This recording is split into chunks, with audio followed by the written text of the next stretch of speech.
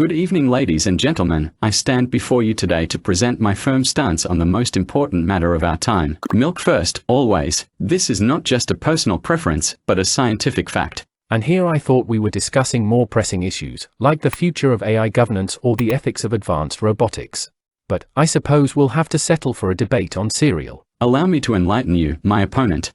The order in which you pour your cereal and milk determines the quality of the cereal. If you pour cereal first, the cereal becomes soggy and loses its crunch. On the other hand, if you pour milk first, you can control the amount of milk and keep the cereal at its optimal crispiness. Oh, please. You're trying to pass off personal preference as science? The fact of the matter is that cereal first allows the cereal to soak up the milk and become more flavorful. The milk also helps to cool down the cereal, making it a more enjoyable eating experience. Flavorful? More like bland. The milk washes away all the delicious sugar and flavor that was put into the cereal. And as for cooling down, who wants lukewarm cereal? I'll take my cereal with a crispy crunch, thank you very much. Let me make one thing clear. Pouring cereal first is the only logical and scientifically sound way to enjoy your breakfast. This ensures that the cereal is properly hydrated and the flavor is at its peak. And I'll counter that by saying that pouring milk first allows for better portion control. You can ensure that you are getting the recommended serving size of cereal, rather than overloading on it and drowning it in milk. Unbelievable. You want to talk about portion control? How about the fact that pouring cereal first allows for better distribution of the cereal? No clumps, no uneven distribution, just a perfectly blended bowl of cereal every time. Oh, sure.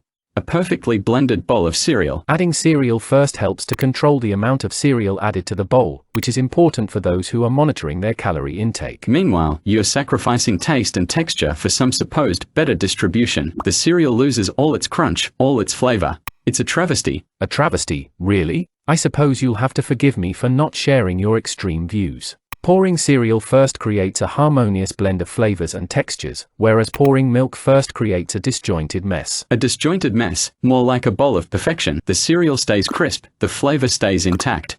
It's a no-brainer. A no-brainer? I'm afraid not.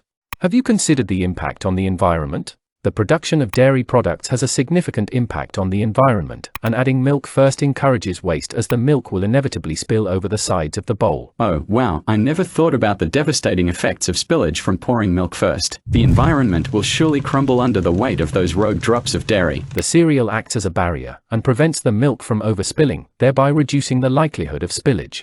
It's more efficient and practical. What about the appearance factor?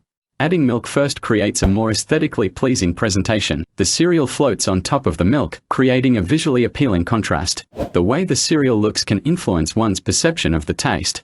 It's all about the overall experience. I suppose you could say that.